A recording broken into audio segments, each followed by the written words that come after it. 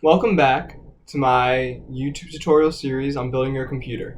This is going to be the final video in the series, and it is covering all the things I haven't covered yet. So by this point, your computer should be built, everything should be wired. So now we'll be able to cover, the boot up process, navigating throughout your BIOS, and installing Windows. So that's kind of what this video is going to be about. It's going to be kind of wrapping up the loose ends, or tying up the loose ends from the past couple of videos. So let's get into it. So by this point, you should have your full desktop built. And the only thing we haven't done yet is power it on. So the best way to do this is before you put in any other power cords, you want to plug in a keyboard and a monitor. This is because when you interact with the BIOS, which is the basic input-output system on any computer, the only way you can navigate it is with a keyboard in 90% of cases, unless you have a really new motherboard that has the ability to interact with a mouse, or with a monitor. So you're going to need both in order to see the hard drives you have inputted, whether your CPU fan's working, whether everything is registered. So that's going to be a really important step. So once you have your keyboard and monitor plugged in, you can finally, important note, the monitor, plug it into the graphics card and not the motherboard, because if you have a graphics card inserted, you're not going to get any output video from the motherboard. You have to make sure it's plugged into the right slot. So once that's all good, you can finally plug in your power, flip the switch on your power supply from closed to open. So then power is getting led into the computer. You can see if this step is working is if most motherboards have an LED that will light up on their board, and this will say that power is coming to the board. So once you're here, you can finally press the power button of your case. Now, the second you press the power button, you should hear the fans start up. It's a really nice audible cue, but the fan should start spinning, your CPU fan should start spinning, and these are good signs that your wiring is all proper. Now, if it doesn't work, you're going to want to make sure all your connections are fine. So I'd go back through and make sure that all of your power supply connections are all set up and they're all working fine. Now, only change wires if your power supply is off. Don't be pulling out switches. Don't be touching stuff when you have power going through the power supply, because it's pretty dangerous. But if not, you're good to touch things.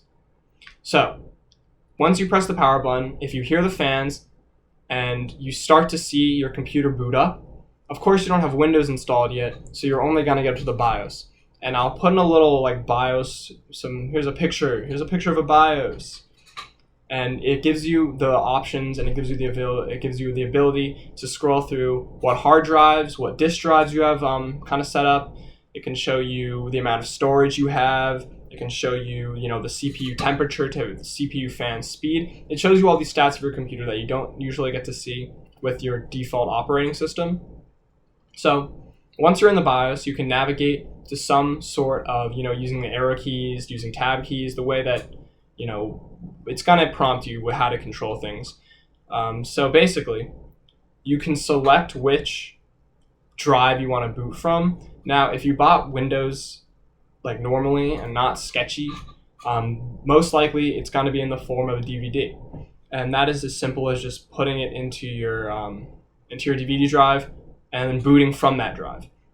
So basically, from your BIOS, you can select to boot from your DVD drive, not your hard drive because there's nothing on it, but your DVD drive. And this will allow the installation process to continue. Now, once you get towards the end of that process, they're going to ask for a Windows key, which is going to be in the box of your Windows DVD if you bought it. So that's kind of how you get started. Now, if none of this works and you don't get any of these prompts, then there might be an issue and you might have to play around with your setup. So really go back into your computer, make sure it's completely powered off, and just see if everything looks right. If there's a loose connection, if a power supply cable isn't plugged in, if there's a messy component, just make sure all these things are neat. Especially if you're not recognizing, a hard drive, make sure the hard drive is getting power and make sure it's connected to the motherboard. These are all going to be very important things to follow in order to make sure the computer is running. Now, really, this part can really make or break your experience, because it's the moment of truth where you get to see if your computer is working or not. And I really hope that if you've been following this tutorial, this is going to work out for you. Now, there are other ways to install Windows, which I am not super aware of, because in every case I've had to install it with a DVD. But you can also install Windows using a thumb drive. You just have to go on their website. Again, I think I linked it in my first video, but I'll link it again. And it's a way to create a USB stick that can allow you to start Windows, except you need to get a key for that, and that's kind of a difficult process. So really, it's very simple just to use a DVD. So that's kind of the whole thing. By booting on your computer, you can check if all your power buttons work, if your audio connections work, and it's really just everything kind of coming together. So that's pretty much it. That is the whole process of building your own computer. Once you get Windows on, you can start to set up things the way you like. You can start putting in your mouse, keyboards, monitors, everything. But that is really all it takes to build a computer. So I'm just going to go over kind of what we've done in these videos, from the budgeting in our first video to just making sure you have all the parts you want and parts you need, and if they're all going to be compatible, to setting up your motherboard and making sure that everything on that is secure and working fine. You can also see, another thing on your motherboard is that once you go into your BIOS, you can make sure that all your RAM is being detected, and just to make sure that step was complete. We also talked about putting your motherboard into your case and setting up the GPU and Wi-Fi cards and Bluetooth cards and all that stuff, making sure it works. We also talked about wiring cables together and inputting the power supply. And then in this video, the final steps. So I really hope you learned something from these tutorials, or if you took anything out, that makes me very happy.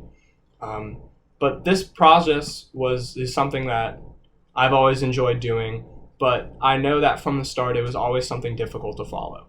So hopefully these videos were somewhat easy to follow and you can really actually learn something from them, and you had a good experience putting this computer together. So, thanks for watching, thanks for sticking through these videos, and I guess that's it. Goodbye.